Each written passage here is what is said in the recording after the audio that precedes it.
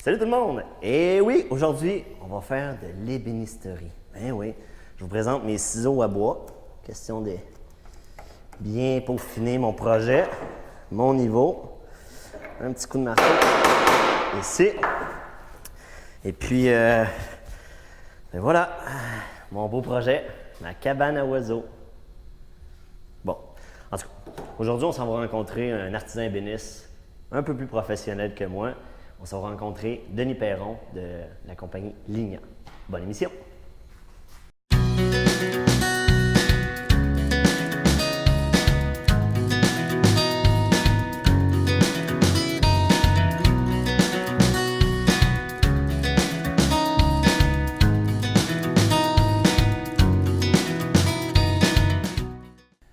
Alors, nous sommes en compagnie de Denis Perron, artisan ébéniste. Bonjour Denis. Salut Guillaume. Ça va bien? Oui, ça va bien. Denis, on est dans tes nouveaux locaux Oui. de Ligna. Hein? Oui, Ligna, en fait, c'est Ligna ébénisterie artisanale. OK. Et puis pourquoi justement cette formulation-là complète? Ben écoute, Ligna, en fait, ça provient du latin qui veut dire bois. OK. Et puis, ébénisterie artisanale, mais le nom le dit, c'est simplement que je fais du meuble sur mesure en bois franc, tout simplement. Ouais. OK. Fait qu'on peut on peut te donner une commande spéciale, tu vas nous la faire sur mesure. Oui, absolument, absolument. C'est du bois. En fait, c'est du meuble adapté aux besoins du client et non le client qui va, exemple, au magasin et acheter ce qu'il y a sur place. Là. OK. Ouais. Et puis, justement, Denis, l'artisan ébéniste, c'est toi. J'aimerais ça justement que tu me parles de ton parcours justement professionnel. OK, bien en fait, j'ai une formation en ébénisterie artisanale du Collège d'Alma. Je suis diplômé du Collège d'Alma depuis déjà quelques années. OK. Et en fait, ma formation m'a mené dès le départ à l'enseignement. Ah, Oui, donc tu as transmis tes connaissances. oui, c'est ça. J'enseigne déjà depuis quelques années là, à l'école Le Tournant, puis au Centre d'éducation des adultes, OK. le parcours. Et puis, donc, c'est ça, de fil en aiguille, je suis demeuré là quand même 6-7 ans. J'enseigne toujours d'ailleurs, Oui. sauf que le côté créatif me manquait beaucoup. Donc, c'est pour ça que j'ai décidé de fonder cette compagnie pour recommencer à produire des meubles. Parce que là, c'est tout nouveau, tout beau. Là. Oui, la oui, compagnie, c'est, l'entreprise vient d'être mise sur pied. Là. C'est ça, c'est ça. J'ai démarré au mois de juillet, en fait, l'installation des locaux, etc. Et puis, c'est commencé là, depuis cet automne, le mois de septembre. Ouais. Si on vient un peu à ta formation de base, et puis après ça, ton parcours, c'est quoi qui te passionnait dans l'enseignement? C'est quoi qui te passionne dans l'enseignement, justement? L'enseignement, c'est que, en fait, la première des choses, c'est de transmettre du savoir. Ça, c'est quelque chose qui m'intéressait. Et puis, l'enseignement aussi, c'est d'aider les autres. OK. Donc, c'est ça, à travers leurs projets, à travers leurs idées, c'est leur permettre de réaliser, justement, des projets, des meubles. Donc, c'est ce qui me stimule encore aujourd'hui là, dans l'enseignement. Bien oui, parce que tu travailles avec les jeunes, justement, du tournant. Oui. Et puis, c'est des jeunes, justement, des fois plus à risque. Au niveau scolaire, tout ça. C'est ça. Fait que ça, ces projets-là, ça les permet de demeurer raccrochés à l'école. Exactement.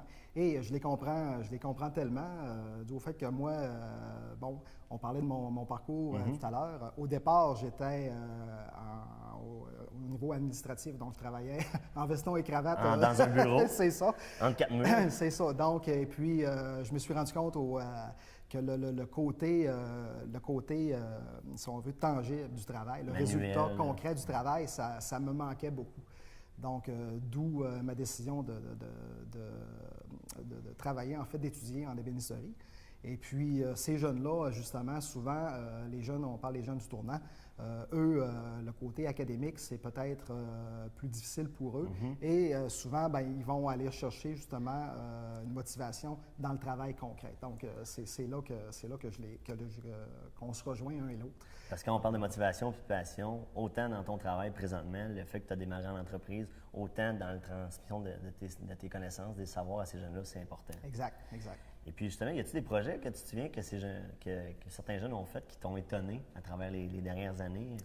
Ben écoute, j'ai des étudiants, entre autres, quand on parle d'ébénisterie artisanale, au départ, on parle de meubles qui sont plus stylisés, disons. On va aller rechercher. Et j'ai des jeunes qui ont réalisé des tables avec un pied Louis XV, c'est un pied galbé. Et juste de voir le résultat, ça m'étonne encore aujourd'hui de voir. Puis eux aussi, d'ailleurs, des fois, ils vont dépasser leurs limites. Donc, oui, c'est d'emmener un projet de rien à le monter étape par étape et d'avoir un succès là-dedans, c'est très motivant. Exactement. OK. Et puis sinon, je sais que tu donnais aussi, tu donnes des cours aux adultes. Oui. Ça, c'est une autre sorte de transmission de connaissances. Oui, c'est ça. Quand on parle, en fait, les cours aux adultes, la plupart d'entre eux, pour ne pas dire la majorité, c'est vraiment, ils viennent chercher des connaissances à titre de passe-temps. Donc, souvent, j'ai des gens à la retraite. J'en ai quelques-uns dans ça qui viennent explorer peut-être un domaine différent. J'ai des jeunes aussi qui viennent le soir, par les soirs, pour apprendre tout simplement, à acquérir des connaissances, travailler avec les outils. Il y en a qui partent vraiment de zéro, qui n'ont jamais touché un outil électrique de leur vie. Et après une session, 2 sessions, ils sont capables de réaliser des belles choses. Oui, parce que là, tantôt, je blaguais un peu avec ma cabane à oiseaux, là, mais l'ébénisterie artisanale, c'est pas juste d'assembler des bouts de bois puis de clouer, puis il y a beaucoup plus, il y a plus d'étapes. J'aurais pas ouvert une entreprise de clouage. Oui, c'est ça. Non, c'est certain qu'il y a beaucoup d'étapes, si on veut, avant la réalisation, avant le produit, remettre le produit final. Parce qu'en ébénisterie artisanale, la plupart du temps, on va commencer avec le bois brut. Donc, on va acheter le bois. Comme on a ici c'est en ça, arrière. comme on a derrière nous. Ouais. Donc, on va amener ça à un produit final. On va fabriquer, façonner des pièces jusqu'à le meuble comme tel. Pour en faire des œuvres uniques. Oui, absolument. Oui.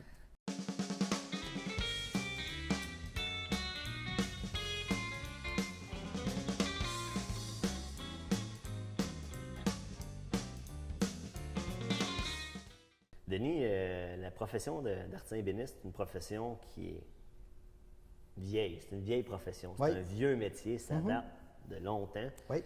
Il y a quand même des choses qui ont évolué. Oui. Il y a des choses qui ont resté. Puis j'aimerais ça justement, là, on a des outils un peu ici. J'aimerais ça que tu me parles un peu de l'évolution du travail d'ébéniste au travers des siècles, des millénaires. Oui, bien, c'est ça. Guillaume, on parlait tout à l'heure, que l'ébénisterie, je parlais tantôt d'un pied Louis XV. Donc, il faut retourner à l'époque du roi Louis XV, mais on peut même aller en arrière de ça. L'ébénisterie a toujours un peu existé dans le sens où les gens avaient besoin de tables, de chaises pour s'asseoir. Donc, c'est plusieurs siècles en arrière.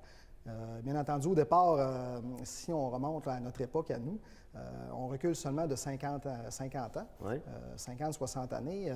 La plupart des artisans ébénistes travaillaient encore à la main. OK. Donc les outils électriques. C'est ça. Les outils électriques, ça n'existait pratiquement pas. Tout ce que je vois autour de moi, il n'y aurait pas de ça. C'est ça, c'est ça. Donc, on a des beaux exemples ici. Il y a, en fait, les rabots. Oui. Les rabots, il y a différents types de rabots qui existent sur le marché, encore aujourd'hui. Et c'est le genre d'outils que les artisans ébénistes vont se servir encore. Fait que ça, tu utilises ça, là? C'est ça. C'est ça. C'est pesant. Plusieurs vont préférer utiliser un rabot encore aujourd'hui que travailler avec les outils électriques. OK. Pour la sensation, en fait, lorsqu'on travaille avec des outils manuels comme ça, sur du bois brut, on a une meilleure sensation au niveau de ce qui se passe, au niveau de la mécanique du bois, si on veut. OK. Donc, c'est le genre d'outils qu'on va préférer souvent aux outils électriques. OK. Les gens qui commencent en ébénisterie vont dire « Ah, mais c'est long de travailler avec ça? » Oui, c'est long. De là, le terme artisan dans ton C'est ça, exactement. Si on remonte, là, tantôt on parlait de l'époque des rois, donc souvent les artisans prenaient des années à faire un meuble. Donc, les gens n'étaient pas pressés. Aujourd'hui, on est dans une époque de consommation. Tu sais que de surconsommation. Surconsommation et consommation jetable. Tout le monde veut avoir leurs choses pour hier. Hein? On est tous comme ça. Maintenant, c'est ça. Quand on est artisan ébéniste, il faut prendre le temps de travailler. Et on est un peu dans notre bulle quand on travaille comme ça, avec les outils manuels, justement. C'est moins un contexte de production, mais de réalisation, si on veut. OK. Donc, c'est ça. Fait que là, je vois c'est lesquels? Ça, c'est quoi? C'est des outils qui étaient utilisés par peut-être mes grands-parents que tu utilises encore au quotidien? Exactement. Donc, les ciseaux à bois. Les ciseaux à bois. Ça, c'est. Tantôt, quand je parlais de ciseaux à bois. Non, non, c'est ça pas. sert à rien. D'ailleurs, il se donne des excellents cours à Guillaume pour démêler Le tout ça. bricolage, ou? Ouais, c'est ça. Donc, c'est ça. Les ciseaux à bois, on utilise encore ça régulièrement OK. pour ajuster, ajuster les assemblages sur les meubles. Quand on parle de méthodes traditionnelles, d'ébénisterie artisanale, c'est encore des assemblages traditionnels. Donc, OK. on va utiliser ce genre d'outils pour justement arriver à un résultat on pourrait dire parfait au niveau des assemblages. Donc, OK. c'est le genre d'outils qu'on va utiliser. OK. Vous avez aussi des gouges qui vont servir à sculpter. OK. Donc, c'est ça. Le travail d'artisan ébéniste, des fois, va nous amener à faire un peu de sculpture. Donc, ça prend des outils pour travailler. Mais j'imagine que les outils électriques viennent aider, comme les tours. Oui, le tour à bois. Le tour à bois qui permet de... C'est ça, c'est ça. Donc, tantôt, on parlait des rabots. Donc, c'est un peu l'ancêtre de ce que tout le monde appelle maintenant le planeur, donc qui va aplanir, qui va rectifier une surface de bois qui est brute au départ. Nos grands-parents, comme on disait tout à l'heure, utilisaient les rabots. D'ailleurs, lorsqu'on prend la formation au collège ou maintenant au DEP, les premières sessions, on utilise seulement que les outils à la main. On n'a pas le droit de toucher aux outils Pour électriques. vraiment suivre une progression. C'est ça, normalement. exactement. Pour voir comment le bois réagit face à tel ou tel travail. C'est ça, exactement. Là, ça m'intrigue. Là. Ça, c'est un Ça a objet, l'air à faire mal. un objet médiéval, un OK. piège. Un piège Arnard. Oui, c'est C'est ça. quoi? Ça m'intrigue. Là. Oui, donc ça s'appelle un trusquin. OK. C'est un outil qui sert à, en fait, si on avait, Faire des on marques. va reprendre ta La belle superbe cabane à Il y a de oiseaux. quoi à faire avec ça, là. C'est ça, c'est ça. Donc, c'est tout simplement un outil pour faire des marques, en fait, venir marquer notre bois de façon linéaire pour tracer ensuite au crayon, tout simplement. OK. Donc, c'est un outil qui sert encore et que nos grands-parents utilisaient et qu'on sert encore aujourd'hui dans l'ébénisterie artisanale. Je savais qu'elle était utile. Ça, c'est très joli. Tantôt, on parlait justement de la surconsommation, tout ça. Oui. Les meubles ont beaucoup évolué. Dans le temps de nos grands-parents, tout était fait au Canada. Oui. Et puis là, c'est fait en Chine beaucoup. Les projets, j'imagine, quand on parle de projets artisans, les gens s'imaginent que c'est pas accessible à tous. Puis je pense qu'ils ont un peu tort là-dedans. En fait, il y a deux façons de voir ça. Au départ, c'est clair que lorsqu'on demande à un artisan de faire un meuble sur mesure, il y a un coût rattaché à ça, bien entendu, parce qu'il y a beaucoup d'heures de travail associées à la réalisation d'un meuble sur mesure. Exactement. Maintenant, ce qu'il faut voir, c'est que en fait, la durée de vie d'un meuble d'artisan qui est fait en bois franc est beaucoup supérieure Aux matériaux utilisés ouais. en C'est ça. grande. Les matériaux composites qu'on appelle la mélamine, tous les MDF, matériaux en feuilles, c'est ça. Donc, souvent, c'est des meubles qui ont une durée de vie très limitée. Souvent, ces meubles-là ne survivent pas à 2-3 déménagements. Non, là. c'est ça, exactement. On les installe, puis c'est fini, ils C'est restent ça. là. Oui. Puis, écoute, on assiste actuellement à en fait, je dirais peut-être une renaissance du meuble en bois. Moi, je pense qu'on revalorise. C'est ça, exactement. Et puis, il y a une recherche, il y a beaucoup de gens présentement qui recherchent dans les brocantes les meubles canadiens ou les meubles qui ont été faits de façon artisanale. C'est ça, exactement. Pour la valeur, pour le... Oui. C'est ça. Puis C'est ça. D'ailleurs, il y a une demande encore pour ça. Les gens, de plus en plus, arrivent avec un meuble, justement, qu'ils ont trouvé dans une brocante ou dans le sous-sol de leurs parents ou grands-parents. Puis, ils demandent est-ce qu'on peut redonner un certain lustre à ces meubles-là. Donc, oui, effectivement, c'est une... en fait, je dirais, peut-être pas une mode, mais les gens s'aperçoivent de plus en plus qu'il y a une valeur à ces meubles-là et qu'en les restaurant, ils vont pouvoir les transmettre après ça aux générations futures. Ça va rester. C'est ça.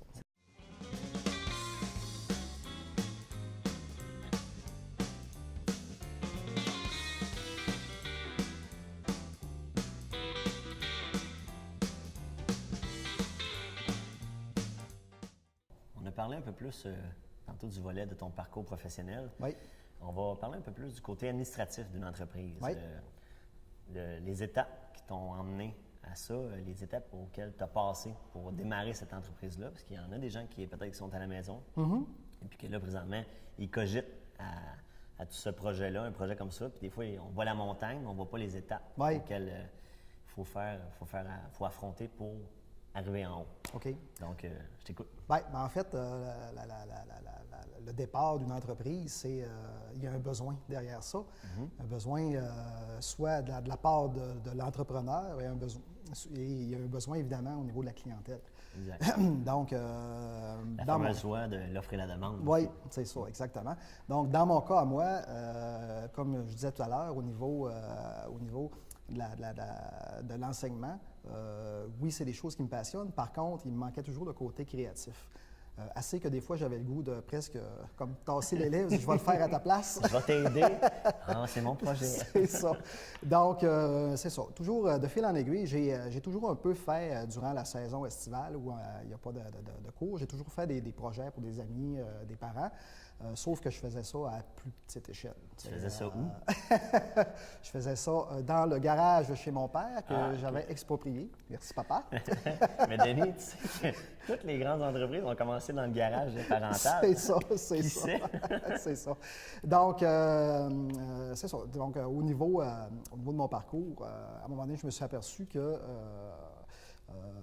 comme je disais, le côté créatif me manquait. Et puis, j'ai vu une opportunité cet été justement d'aller plus loin dans ça au niveau de l'entreprise. Donc, le départ, c'est ça, ça me prenait en fait une place plus grande pour travailler. C'est un peu ce qui a causé toute cette démarche-là. Là, on est dans un local, je t'arrête, mais on est dans un local énorme. Oui. C'est combien de pieds carrés environ? On parle environ un peu plus de 2400 pieds carrés. Là. Versus Versus le garage un parental. garage de 10 par 12. 120 pieds carrés. Et c'est ça, je regarde autour de moi, puis je me demande encore comment je faisais pour avoir tous ces outils-là dans le garage paternel. Ça devait être une bonne logistique. Oui, c'est ça, c'est ça. Et, donc, c'est ça. Quand je suis arrivé ici, les premières fois pour visiter, je dis c'est énorme, c'est les commentaires que j'avais de la famille et des amis. Donc, mais je voyais tellement la façon que j'allais aménager ça. Tu avais une vision? C'est ça. Quand on démarre en entreprise, je pense qu'il faut avoir une certaine... Bien, il faut être visionnaire. Il faut oser. Oui, oui. Puis ça, j'imagine que tu l'as eu. C'est ça. Il faut oser, c'est le mot. Puis il ne faut pas hésiter, je pense, à sauter cette étape-là, à franchir le pas. T'as-tu hésité longtemps? Oui, j'avoue que j'ai hésité. J'ai eu de l'aide de mes amis, la famille, qui m'ont encouragé dans ça. Parce que des fois, j'ai rencontré d'autres entrepreneurs, puis justement, ils disent des fois, on vient pour partir en entreprise, et puis la grosse différence entre un entrepreneur puis un employé, c'est l'étape de oser foncer, sauter dans le vide. C'est ça. Et puis, des fois, la famille ne supporte pas. Toi, tu as été chanceux, je crois. Oui. La famille, en fait, c'est ça. Ma femme, mes parents, mon père m'ont aidé, mon frère. Tout le monde était enchanté, les amis aussi. Ils disaient « Ah, c'est le fun, Denis, on aime ce que tu fais. » Donc, déjà là, au départ, c'est encourageant. Donc, quand ton entourage immédiat, déjà, tu reçois des bons commentaires, oui, c'est la famille et les amis, mais je pense qu'il y a une question aussi de faire confiance et bon, je pense qu'ils peuvent être francs dans leurs commentaires. Ouais. Donc, à partir de ce moment-là, c'est ça, j'ai décidé de faire le saut. Fait que là, c'est la recherche de locaux, la recherche de financement. Exact. Comment tu t'es démêlé là-dedans, justement? As-tu de l'aide un peu? Bien, au niveau des locaux, j'ai visité un petit peu. Au départ, je voulais vraiment demeurer à Dolbeau-Mistassini. Et au Pour niveau quelle de mes raison? besoins, bien, je suis attaché, tout simplement. La famille aussi, j'imagine. j'imagine, un Oui, peu? c'est ça, la famille. Puis, c'est un milieu qui est quand même dynamique. Et je suis ici depuis 40 quelques années. Donc, Tu fais partie des meubles? c'est ça. Meubles en bois. Oui. Donc, c'est ça. Donc, tu fais partie là, tu m'as fait perdre mon idée. Non, mais c'était important, un local à Dolbeau. Oui, c'est ça. Puis au départ, ce que je voulais, c'est une place vaste pour travailler. Je n'avais pas nécessairement besoin d'avoir, entre guillemets, pignon sur rue, parce que je considère mon local, en fait, le lieu de travail, comme un atelier de production, où je vais produire les meubles. Oui, je vais recevoir des clients, mais la plupart du temps, le contact va se faire via Internet.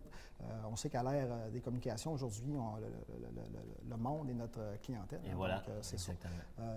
Donc, à partir de ce moment-là, je recherchais plus au niveau fonctionnel que, en fait, d'avoir de la visibilité, si on veut. OK. c'est ça. OK. Après ça, là, il est venu le financement. Oui. Parce qu'il y a un coût à une location de local comme Oui. ça. J'imagine l'achat d'outils. Tu sais, comment tu t'es démêlé là-dedans? Avais-tu une formation? Je pense que tu avais aussi une certaine une expertise là-dedans. Oui, c'est ça. Bien, au départ, j'avais une formation en administration des affaires. Okay. Maintenant, lorsqu'on prend le cours d'ébénisterie artisanale qui se donnait à l'époque au Collège Alma, donc on apprend, en étant artisan ébéniste, oui, on touche bien sûr à la fabrication du meuble, mais ça nous apprend aussi à être un travailleur autonome. À voler de vos propres ailes. C'est ça, c'est ça. Donc, okay. On part vraiment du début, donc le montage du plan d'affaires, aller jusqu'à la livraison du produit au client. Donc, de ce côté-là, j'avais une formation quand même assez solide pour démarrer l'entreprise. Au niveau du financement, bien, écoute, au fil des années, j'ai acquis quand même beaucoup d'outillage. Depuis ma sortie de l'école. Donc, de ce côté-là, ça a été heureusement pas un problème pour moi, du sens que j'étais prêt à démarrer. Lorsque j'ai reçu les clés du local, j'avais déjà tout l'équipement ça, nécessaire. C'est un bon coup de pouce. C'est ça, exactement. Mais il y a quand même beaucoup d'années de travail en arrière de ça. Oui, c'est ça, exactement. OK. Et puis, par la suite, là vient le nom de l'entreprise, le logo, toute la visibilité, dans le fond. Oui. Comment tu as fait pour te sortir de ça? Ça, j'avoue que ça a été un travail assez ardu. Oui. Dans le sens où, il ne faut pas se tromper, hein, quand du moment où tu vas enregistrer ton entreprise auprès du gouvernement, donc il y a tout un travail avant de dire, je vais m'appeler, comme dans mon cas, l'INIA ébénisterie artisanale. Oui. Il y a un travail de recherche, bien sûr. J'imagine que les amis et la famille étaient encore sollicités à ce niveau-là. Oui, c'est ça, c'est ça. Ah, que penses-tu? Qu'est-ce que tu penses de ça? Oui, c'est pas pire, mais okay. C'est ça. Donc, Et puis, as-tu eu à changer de nom? T'avais-tu d'autres idées? Ou... En fait, au départ, je voulais simplement appeler ça Denis Perron, artisan ébéniste. Okay. Sauf que c'était peut-être un désir d'avoir vraiment un nom attaché à un nom à mon entreprise, donc d'où la recherche de nom. Et ensuite de ça est venu le temps de faire le logo. Encore là, on parle des amis et de la famille. C'est une nièce du coin de Montréal qui étudie en graphisme qui m'a Il est très beau en passant le logo. Oui, je l'ai vu, puis félicitations. Belle réussite, simple. Et... C'est ça. Marie-Frédérique Coutu, qu'elle s'appelle. C'est elle qui a réalisé le logo là, que vous voyez sur mon entreprise. OK. Et puis là, vu que ça fait seulement quelques mois, tu es rendu dans tes démarches administratives, justement. J'imagine qu'il y en a encore à faire, là. Oui. Il y en a beaucoup. C'est ça. Le sommet n'est pas encore atteint. Là. En fait, tantôt, on disait, ceux qui... il y en a beaucoup qui hésitent. Il y a une somme de travail quand même considérable, parce que quand tu es entrepreneur, tu as le chapeau de l'employé et du patron. Donc, l'employé produit, le patron, lui, s'occupe de l'administration, s'occupe de tout ce qu'il y a derrière la production. Donc, oui, c'est beaucoup de temps. Il reste encore des choses à faire. Exemple, là, justement, on parle de promotion. J'ai encore l'enseigne à faire produire. Okay. Il y a beaucoup de choses comme ça. Fait que c'est en développement. J'imagine qu'il faut que tu t'auto-gères là-dedans. Oui, absolument. Ça doit être assez difficile parce qu'on voit toutes les choses à faire. On voudrait peut-être toutes les faire en même temps, mais il doit y avoir une bonne organisation, une planification stratégique à faire. C'est ça. Puis il faut se dire des fois que il faut prendre les choses une par une puis dire, on peut pas... 24 heures pour tout le monde. C'est ça. On ne peut pas avoir tout ça instantanément. Donc, c'est ça. Il faut vraiment prendre les dossiers comme ils viennent, un par un. Puis, de fil en aiguille, on arrive à un résultat satisfaisant.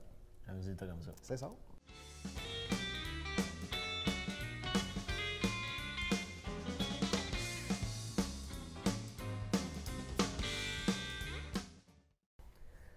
Denis, le temps passe vraiment vite. Le sujet est vaste. On se retrouve devant certaines réalisations. Oui. J'aimerais ça que tu me parles un peu rapidement des services que tu peux offrir aux gens, à la population. Il y a les commandes spéciales. Oui. OK. Puis quoi d'autre aussi que l'entreprise Ligna? En fait, chez Ligna, on peut fabriquer à peu près tout ce que vous voulez en bois franc, en bois massif. On a des exemples ici derrière nous. Cellier. C'est ça, un cellier. Ça, c'est un exercice de cintrage à la base. Quand on parle de cintrage, ce sont des pièces en courbe dans un meuble. Il y a différentes techniques utilisées dans ce meuble-là. Sous vide, je pense même. C'est ça, oui. Les tablettes, c'est du collage sous vide, donc pour donner cette forme de vague-là. Ça, c'est des produits que tu fais, que tu peux faire, que tu peux répondre à un besoin aux gens. Exactement. Sinon, les autres services que tu offres, c'est quoi? La restauration. OK. La restauration. Quelqu'un veut, arrive avec un meuble. Tout à l'heure, on parlait de meubles de différentes générations. Donc, je peux restaurer les meubles. Au bout du jour, selon les besoins des gens. C'est ça, exactement. Okay. Ensuite... y a d'autres choses qui s'en viennent? Oui, il y a un autre concept. Tu m'amènes il y a un autre concept qui s'en vient. Donc, d'ici quelques semaines, surveillez les réseaux sociaux. Okay. Je vais donner accès à mon atelier. À ton superbe local? C'est ça, un soir par semaine. Quelqu'un veut faire un projet, exemple, on peut aller, ça peut être aussi simple que fabriquer une tablette. Une cabane à oiseaux? Une cabane à oiseaux, que les oiseaux vont reconnaître. Ah, OK. Donc, c'est ça, les gens vont pouvoir venir travailler à mon atelier sous la supervision d'un ébéniste professionnel. Donc, je vais un peu dans le même contexte que l'enseignement, mais sur une période beaucoup plus courte. Les gens vont pouvoir venir travailler un soir ou 2 soirs, c'est leur plan. Ça, je vois ça, c'est le trophée qui a été remis l'année passée à la traversée internationale. Ça, je dois dire que c'est une de mes fiertés, mes récentes réalisations. Quand je pense maintenant que ces trophées-là ont voyagé partout en Europe et pour la traversée du c'est ça. C'était en fait, c'était le trophée qui a été remis aux gagnants de la traversée du lac à vélo l'année dernière. On n'a pas la médaille. Il y avait une médaille aussi que les gens, que les coureurs avaient reçue. Et je vais recommencer cette année-là. Félicitations. Bravo, Denis, pour ton audace. Merci. Si les gens veulent rentrer en contact avec toi, ils font comment? Oui, vous pouvez me rejoindre dans le 88, le 218-1747, ou sinon sur ma page Facebook, Ligna Ébénisterie Artisanale. C'est un plaisir. Merci beaucoup, Denis. Merci beaucoup. Alors, c'est ce qui conclut notre émission Près de chez soi aujourd'hui. On est en compagnie de Denis Perron, artisan ébéniste de l'entreprise Ligna. Donc, manquez pas la prochaine émission de Près de chez soi. C'est un rendez-vous. Et puis moi, je pense que j'ai beaucoup à apprendre. Bye bye!